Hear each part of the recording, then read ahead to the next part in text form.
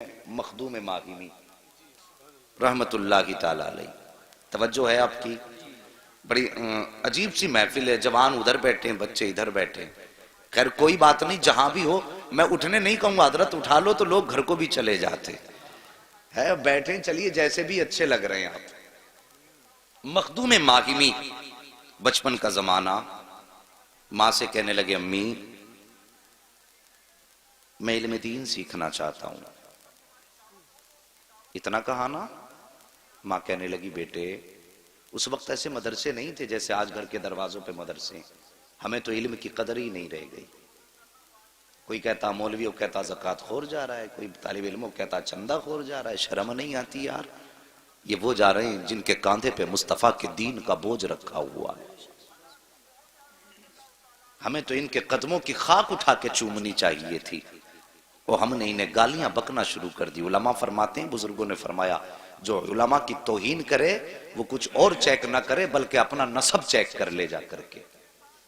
उलमा की वही तौहीन करेगा जिसका नसब अच्छा नहीं होगा। ये याद रखिए। मुझे इसकी परवाह नहीं रहती दोबारा कोई बुलाएगा कि नहीं बुलाएगा, लेकिन मैं चाहता हूं अपनी कौम से कुछ बातें ऐसी कर जाऊं जो वो अमल करें तो शायद कयामत में इतना तो काम आ जाए, कहें कि यार एक आया था मौलवी कुछ बातें बता के गया, यहां काम आ गई है। मेरा अपना मिजाज है। तो कुछ लोग उलमा को गाली देते हैं। आज घर घर मदरसे हैं, लेकिन उस वक्त मदरसा पास में किसी के नहीं था। दूर दूर मदरसे होते थे शहरों में। माँ मैं पढ़ने के लिए जाना चाहता हूं। हमारी माँ बहनें भी बैठी, ये भी सुने। माँ ने कहा, बेटे तुम चले जाओगे तो मेरा काम कौन करेगा? यतीम थे, बाप का साया नहीं था। बेटे तुम चले जाओगे तो हमारे पास कौन रहेगा? कहते हैं, मां मैं इल्म के बगैर नहीं रह सकता। मां ने कहा, बेटे अगर तू इल्म के बगैर नहीं रह सकता तो मैं तेरे बगैर नहीं रह सकती। अल्लाह अकबर। मां ने जब इतना कहा ना तो मां के फर्मा बरदार थे, आज की तरह नाफरमान नहीं थे। मां कहती है, बेटे टाइम से घर आया कर, चौराहों पे घंटों घंटों क्यों खड़ा रहता है? कहता है, मुंह बंद करके सो जाया कर, तुझे नींद नहीं आती तो मैं क्या करूं? तू कौन होती है मेरी जिंदगी में पाबंदियां लगाने वाली? यार हमें सोचना चाहिए हम किसके बारे में बोल रहे हैं। अल्लाह अकबर। ये वो है, अल्लाह की कसम, अगर ये हमें कलमा ना सिखाती तो न जाने किस उम्र में जाके कलमा याद होता। उस मां के बारे में ऐसे बोलते हैं कि मुंह बंद रखा कर, तुझे फिक्र करने की जरूरत क्या, मैं कोई बच्चा हूं? और तुझे पता नहीं है जिस दिन ये चले गए तो तुझे रोने के सिवा कुछ नहीं मिलने वाला। ये याद रखना, माँ बाप चले गए तो फिर कुछ नहीं मिलने वाला। हर दरवाजे पे जाओगे सब कुछ मिलेगा, माँ का चेहरा नहीं मिलेगा। आज इनकी कदर कर लो। माँ ने कहा, बेटे मैं तेरे बगैर नहीं रह सकती। कहने लगे, माँ इल्म के बगैर मैं नहीं रह सकता। माँ ने कहा, नहीं बेटे जाएगा नहीं। जैसे इतनी बात माँ ने कही ना, जाएगा नहीं, तो रोने लगे। अल्लाह अकबर। माँ के आंचल से लिपट के रोए, माँ मैं तेरे पास रहूंगा। लेकिन इल्म का इश्क था इनको, शौक था, बगैर इल्म के जिंदगी मुश्किल थी। एक दिन रोते रोते दरिया के किनारे चले गए। कौन सा दरिया? वही समंदर जो साहिल समंदर के किनारे पे टहलने लगे। टहलते रहे, आंसू बहाते रहे। अचानक अचानक अचानक बड़ा नूरानी चेहरा, जिसको दुनिया हजरत खिज़र अलैहिस्सलाम के नाम से जानती है, जैसे वो चेहरा निगाहों के सामने आया, अल्लाह अकबर। चेहरा देख के मुस्कुराए, कहा, बच्चे क्यों रो रहे हो? कहने लगा, हजरत मुझे बस मेरे अपने मामले पे रोना आ रहा है। कहा, बेटे बता तो सही। हजरत मखदूम माहिमी ने कहा था, सरकार ये मेरा मामला है, आप जाइए। अल्लाह अकबर। मगर वो खिज़र थे, आए ही इन्हीं के लिए थे। कहते हैं, बेटे पता परेशानी क्या है? कहते हैं, हजरत मैं पढ़ना चाहता हूँ, माँ जाने की इजाजत नहीं देती है, मैं माँ का दिल तोड़ के नहीं जाना चाहता। हजरत खिज़र फरमाते हैं, बेटे बात ये है, अगर तुम जाने की इजाजत तुमको नहीं मिली है तो मैं तुमसे वादा करता हूं, रोज यहीं आया करना, मैं तुम्हें पढ़ा के जाया करूंगा। अल्लाह अकबर। इतना सुना हजरत खिज़र की, हजरत मखदूम माहिमी के दिल की दुनिया बदल जाती है। मारे खुशी के अब फूले नहीं समाते हैं। रोज आते हैं, अल्लाह का खिज़र पढ़ा के जा रहा है। रोज आते हैं, अल्लाह का खिज़र पढ़ा के जा रहा है। जब कई दिन गुजर गए तो एक दिन माँ ने कहा था, माँ ने पूछा था, लख्ते जिगर कहां जाते हो? नूरे नजर गायब होते हो, पता नहीं चलता। चलता है। लेकिन हजरत खिज़र ने एक वादा किया था, बेटे मखदूम एक वादा करो। कहा कौन सा वादा? कहा किसी को ये राज बताओगे नहीं कि मैं पढ़ाने आता हूँ। अगर जिस दिन तुमने ये राज खोल दिया उसके बाद मैं पढ़ाने के लिए नहीं आऊंगा। हजरत मखदूम मागिमी ने हजरत खिज़र से वादा तो कर लिया, लेकिन कई दिन की गैर हाजिरी के बाद जब माँ ने कहा था बेटे कहाँ जाया करते हो, इतना सवाल सुना ना तो माथे पे पसीना आ गया। सोचने लगे अगर बताता हूं तो खिज़र रूठ जाएंगे, अगर नहीं बताता हूं तो माँ रूठ जाएगी, अगर माँ रूठ गई तो रब रूठ जाएगा। अल्लाह अकबर, ये सोच के आप शशोपंज में है। माँ ने कहा था लख्ते जिगर चुप क्यों है, आज तक तो तूने मुझसे कोई राज नहीं छुपाया, क्या कोई अहम बात है जो छुपाना चाहता है? कहते हैं माँ तुझसे ज्यादा अहम कौन सी बात होगी, जिंदगी में सबसे ज्यादा अहमियत तेरी है। माँ ने कहा बेटे फिर बता तो सही कहाँ जाता है? हजरत मखदूम मागिमी की आंखों में आंसू भर आए। उधर खिज़र की जुदाई, उधर तालीम से दूरी का जब मंजर सामने आया, आंख में आंसू आए। कहने लगे माँ आज तूने पूछा है तो बताता हूँ, मैं कहीं और नहीं जाता। दरिया के किनारे एक शख्स आता है जो मुझे इल्म दीन पढ़ा के जाया करता है। माँ ने इतना सुना बेटे की पेशानी चूमी और चूम के कहा था बेटे आज के बाद मैं तुझे रोकूंगी नहीं, रोज तालीम हासिल करने के लिए जाना। इतना सुना चीख निकली मखदूम मागिमी की। कहते हैं माँ जिस खजाने के लिए जाता था अब वो खजाना मेरे हाथों से जा चुका है। माँ ने कहा था बेटे क्या कोई पढ़ाने वाला रूठ गया है या कोई गलती तुझसे हो गई है? कहते हैं माँ तुझे कैसे बताऊं, जब मुझे पढ़ाने आता था उसने वादा किया था कि अगर ये राज किसी को नहीं बताओगे तो रोज पढ़ाने आया करेंगे, जिस दिन बता दोगे उसके बाद पढ़ाने नहीं आएंगे। ए माँ आज ये राज तुझसे बयान कर दिया है। माँ आज मुझे पढ़ाने वाला नहीं आएगा,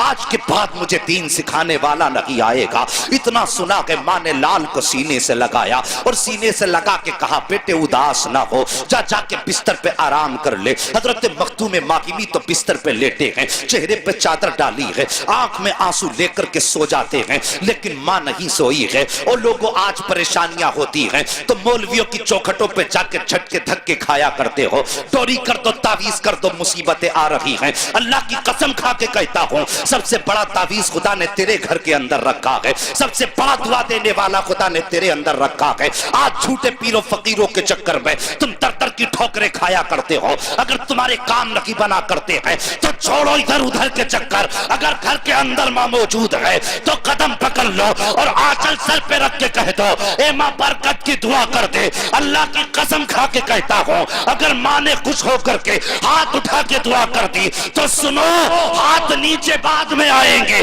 खुदा की रहमतें तेरे घर में पहले उतर। नाराए तकबीर, नाराए रिसालत, उलमाए अहले सुन्नत, जश्ने गौसुल वरा, नाराए तकबीर, नाराए रिसालत। हाँ हाँ जिससे हमें मांगना था उससे हमने कभी सुभान अल्लाह, सुभान अल्लाह। जिससे हमें दुआएं लेनी थी कभी मुड़ के उसकी तरफ नहीं देखा। ये दुनिया बड़ी बेवफा है, इतनी बेवफा दुनिया। अल्लाह अकबर, जिस माँ ने 9 माह तक पेट के अंदर रख के पाला, 2 साल तक अपने सीने का खून पिलाया दूध की शक्ल में, और जब तेरे बाजू में ताकत आ गई तू कमाने धमाने लग गया, तेरी शादी हो गई तो बस एक रात की दुल्हन ने तेरा रुख ही बदल के रख दिया। क्या ये घर घर की कहानी नहीं है? आज फोन आते हैं बूढ़ों के, कहते हैं हजरत दुआ करना बच्चे घर से निकाल रहे हैं। यार कलेजा टुकड़े टुकड़े होता है, क्या करें हम, किस किस को संभालें? माँ बाप को दुआएं कराने की जरूरत पड़ रही है और फिर कहते हो कयामत कब आएगी? जब तुम माओ को धक्के दो, बाप को घर से निकालो और बाप तन्हाई में बैठ के रोए तो फिर पूछने की जरूरत नहीं कयामत कब आएगी। समझ लो कयामत करीब आ गई है। तुमने होश क्या संभाला, 2 रुपए कमाने क्या लग गए? तुम तो परदेश बैग हाथ में लेके चले, बीवी से कहा ठीक है इतने दिन बाद आऊंगा। बूढ़ी माँ दरवाजे पे बैठी रही, एक बार बेटा मुड़ के मेरी तरफ देख ले। हमने उसके बुढ़ापे की तरफ पलट के भी नहीं देखा। और तुझे क्या लगता है तेरी जो जेब में आके पैसा गिरता है ये तेरी मेहनत का सबब है? अल्लाह की कसम ये तेरी मेहनत का सबब नहीं है, तेरे माँ बाप की दुआओं का नतीजा है। और जाते जाते तूने जिन्हें सलाम तक ना किया, ये उनकी दुआओं का फल है जो आज तू अपनी जिंदगी में दौलत की शक्ल में देख रहा है। और कभी घर से जाते वक्त मुड़ के एक बार बूढ़ी माँ को भी देख लिया कर। परदेश से आया करे डायरेक्ट, बीवी बच्चों में तो तुझे रहना ही है। वो माँ जो रात और दिन ये नहीं सोच के नहीं सोती, पता नहीं बेटा किस हाल में होगा। मैंने एक साहब को बयान करते सुना, वो अपनी कहानी बता रहे थे। कहने लगे हजरत मैं परदेश में था, तबीयत खराब हुई, दूसरे मुल्क में था। जब मैं वापस आया मेरी माँ ने मुझसे कहा बेटे इतने महीने पहले बता तेरी तबीयत खराब हुई थी। गौर करो, माँ ने कहा बेटे इतने महीने पहले तेरी तबीयत खराब हुई थी। बेटा कहने लगा हाँ माँ तुझे कैसे पता। कहने लगे बेटे मेरा दिल नहीं लग रहा था, मुझे ऐसा लगा जैसे मेरा बेटा परेशानी में है।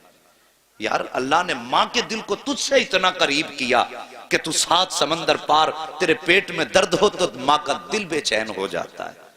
फिर तुझे एक बार भी उस माँ की याद नहीं आती?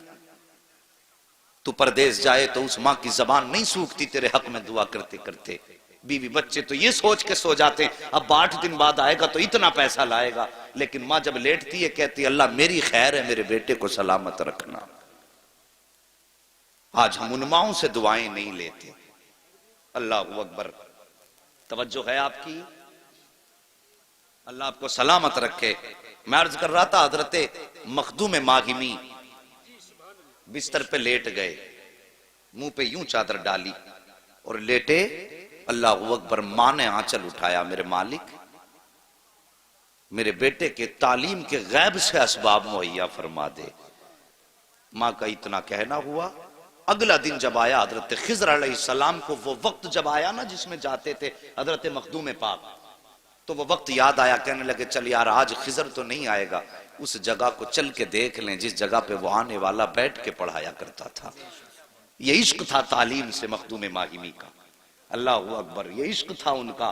कहते चल उस जगह को देख ले। ये सोचा, दिल में ख्याल आया चल निकलते हैं। जब घर से निकले, जब पहुंचे उस जगह पे तो हर दिन का मामला ये था, आप पहले जाते थे बाद में खिज़र आते थे, लेकिन आज जब गए हैं ना तो पहले खिज़र आके उस जगह पे खड़े नजर आ रहे हैं। हजरत खिज़र अलैहिस्सलाम को जब देखा गए, अल्लाह अकबर, मखदूम माहिमी दौड़ के गए, कदमों से लिपट जाते हैं। मेरे मोहसिन बता तो सही, तूने तो वादा किया था कि अगर मैं वादा तोड़ूंगा तो वापस नहीं आना है, फिर बता आज किस लिए आए हो? मखदूम पाक के इतने जुमले सुने सरकार हजरत खिज़र अलैहिस्सलाम कहते हैं बेटे मैं तुझे पढ़ाने नहीं आया हूं और ना ही आज के बाद पढ़ाने आऊंगा। कहा हजरत फिर किस लिए आए हो? कहा सुन याद कर, जब तू कल माँ के आंचल से लिपट के रोया था तेरी माँ ने हाथ उठाए थे? हाँ उठाए थे। कहा रब ने मुझे हुक्म दिया था ए खिज़र, अब तक तो तेरी ड्यूटी ये थी कि तू हर दिन दरसगाह के तौर पे पढ़ा था, लेकिन तूने ये वादा किया है कि तू पढ़ाने नहीं जाएगा। उधर माँ ने हाथ उठा दिए हैं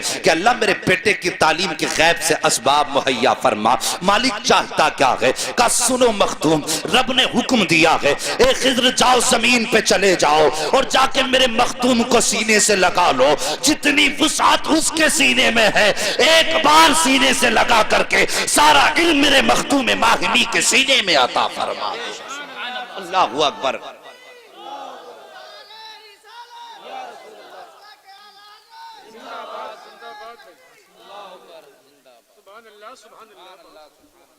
ओ लोगो, मैंने कहा था रब पहले इल्म देता है फिर विलायत का ताज देता है,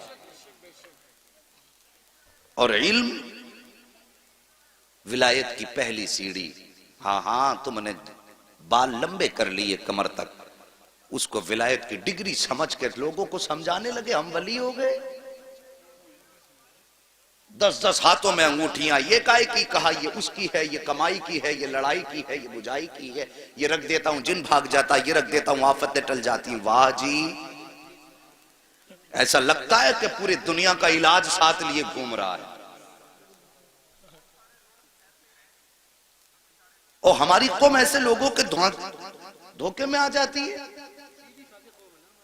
और मेरे भाई, अगर कोई भी आके कहे मैं वली हूं तो पहले उससे पूछ, बता तेरा रिश्ता मदीने वाले से कैसा है? सच बता, पहले देखो बाल उसकी सुन्नत के खिलाफ तो नहीं है, ये पूछो। उसके बाद उसके शराइत देखो, फिर उसे अपनाओ। कुर्बानी का जानवर कितना देखभाल के लेते हो? है? कान में छेद है, 6 मौलवियों को फोन करेंगे इसके कान में छेद है, उधर पूरे पीर में छेद हुए पड़े। हाँ, ये मिजाज है हमारे। बगदाद वाले पीर सरकार गौसे पाक मादर के शिकम में वली हैं, आलम अरवाह में वली हैं। इतना बड़ा वली, अल्लाह अकबर, शान देखो सरकार गौसे पाक की। मुफ्ती साहब तो सब कुछ बताते रहते होंगे। जहां पे ज्यादा काबिल लोग होते हैं तो वहां सोचना पड़ता तकरीर में बताना क्या है? तो ये बुजुर्गान दीन आपके बीच रहे, इन्होंने सब कुछ बताया होगा, लेकिन बरकत के वास्ते मैं जिक्र कर लूं, सिर्फ बरकत के वास्ते, क्योंकि उनकी बातें जिस जबान पे हो जाएं, मेरे गौस फरमाते हैं जो मेरा मानने वाला होगा, नाम लेने वाला होगा, तो जब तक वो तौबा नहीं कर लेगा उस वक्त तक अल्लाह उसे मौत नहीं देगा। उनके नाम की इतनी बरकत है, और फिर उनसे दुश्मनी कर लो तो कतई खैरियत ही नहीं है जी। बड़ी पावर वाला मामला उनका है। बस एक बात अर्ज कर दूं, बचपन का जमाना सरकार गौसे पाक का है, जरा सी हथेली पे सरसों अगर जादू से जमाने लग गया तो वो कहता बस मैं अपने दौर का सबसे बड़ा गौस हूं। फिर वो खातिर में कहां लाता, तेरी औकात क्या है, मेरा गौस वो है जो जमाने को पाल रहा है, जो दुनिया का निजाम चला रहे हैं, वो है अब्दुल कादिर जिलानी। दुनिया जिनके नज्म नस्क से चलती है वो है सरकार गौसे पाक। बचपन का जमाना, बच्चे खेल रहे हैं। अजीब गुजारिश करूंगा, नाराज मत हो ना, कुछ कड़वी बातें आने वाली हैं।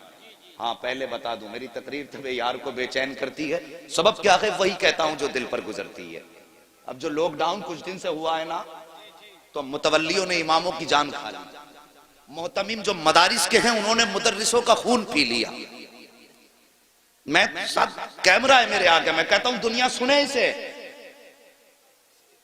ये कौम का रोना है, तुमने नहीं सुना? कुछ दिन पहले बरसात हुई, छत गिरी, इमाम के बच्चे और बीवी में उसी में दब के खत्म हो गए। ये कौम करोड़ों करोड़ों रुपए मस्जिद में तो लगा देती है, इमाम के हुजरे तक का इंतजाम नहीं कर सकती, और फिर कहते हैं हमने तरक्की की है। क्या खाक तरक्की की है जो तुम्हें 5 टाइम अल्लाह की बारगाह में लेके जाता है, तुम उसकी छत तक नहीं बना सके? एक मुफ्ती साहब मुझसे कहने लगे, हज़रत लॉकडाउन में 5 लाख का चंदा करके दिया मदरसे वालों को, 5 लाख का, और मदरसे वालों ने यह कह के कुछ नहीं दिया कि इस टाइम लॉकडाउन है, तुम्हें कुछ नहीं दिया जा सकता। शर्म नहीं आती? मैं तो सबकी बात करता हूं, चाहे वो ऊपर का मामला हो या नीचे का हो, किसी का हक न मारा करो, किसी का हक न मारा करो। अभी कुछ दिन पहले अखबार में एक तस्वीर और आई, किसी हाफिज ने फांसी लगा के अपनी, वो मर गया। बात ये नहीं उसने अच्छा किया या बुरा किया, बहस इससे नहीं कि वो गलत किया या सही, बहस ये है कि यार कौम ने एक इमाम को कितना मजबूर कर दिया कि वो बच्चों के चेहरों के भूख के असरात ना देख सका। फिर वो कौम कहे हमने तरक्की की है तो झूठ बोलती है। वो कौम कितनी मजबूरी लगी होगी उस बाप के सामने जिसने बच्चों के होते हुए फांसी पे लटकना गवारा किया। क्या कभी किसी ने उसके दर्द के बारे में सोचा? सोशल मीडिया पे ये फोटो डाला गया तो हमारी कौम के काबिल लोगों ने कहा जी ये गुनाह कर बैठा। अबे मौलवी ये सबको पता गुनाह कर बैठा, लेकिन सोच तो सकी वो क्या वजह है जिसने फांसी तक पहुंचाया है। क्या ये कौम का जुल्म नहीं है? क्या ये अपनों का जुल्म नहीं है? मैं कहता हूं अगर एक पड़ोसी ने भी अपने घर का एक वक्त का खाना उठा के उसके बच्चों को खिलाया होता तो वो फांसी ना लगाता। अगर उम्मत मुस्लिमा ने पड़ोसी का हक समझा होता तो वो मौत को सीने से ना लगाता। हाँ उसने गलत किया है, लेकिन उससे ज्यादा गलत तुमने किया है कि तुम पेट भर के सोते रहे और एक कलमा पढ़ने वाला भूखे बच्चों के सामने जिंदा न रह सका। कोई तो मजबूरी रखी होगी यार। तुम कहते हो वो गलत है, लेकिन मैं कहता हूं वो जितना बड़ा गलत है उससे ज्यादा तुम गलत हो। मेरे नबी फरमाते हैं कि जिसका पड़ोसी भूखा सो जाए और वो पेट भर के सो जाए, आका फरमाते हैं वो आजी भी हो सकता है, नमाजी भी हो सकता है, वो सब कुछ हो सकता है, लेकिन मुस्तफा का नहीं हो सकता। ये कड़वा सच है, इसे सुनिए और समझिए। हमने ऐसे हालात बना दिए। अल्लाह अकबर। और लोगों कदर करो और भूखों का ख्याल रखो। मैं समझता हूं अमीरों से कई गुना ज्यादा हमारे गरीब अच्छे हैं। कम से कम गरीब का पड़ोसी फाके से तो नहीं सोता। यह हमने अक्सर देखा है, जिनको अल्लाह ने दौलतें दी हैं उन्हें चुगलखोरी से फुर्सत नहीं। दिन भर यही कहते हैं, वो मेरी दौलत को देख के चल रहा, वो मेरी गाड़ी को देख के चल रहा, मुझे इसे देख के चल रहा। जब पेट भरा होता है तब आदमी चुगली करता है, और जब भूखा होता है तो फिर उसे बच्चों के लिए कमाने की फिक्र होती है। भूख की फिक्र, वो सॉरी चुगली की फिक्र नहीं होती, सिर्फ भूख की फिक्र होती है। जब आदमी पेट भर के खा लेता है ना, फिर दुनिया भर की पंचायतें लेके बैठता है। ये बात मेरी याद रखना चाहिए। सरकार वो से पाक, बचपन का जमाना गुजर के जा रहे, बच्चों के साथ खेल रहे, लेकिन उनका खेल ऐसा नहीं था जैसे हम लोगों का है। वो अल्लाह वाले थे, उनका खेल भी ऐसा था जिसमें जिक्र इलाही होता था। हाँ हाँ, करामतें खूब सुनते हो, लेकिन कुछ उनकी जिंदगी से, सीरत से भी हासिल करो।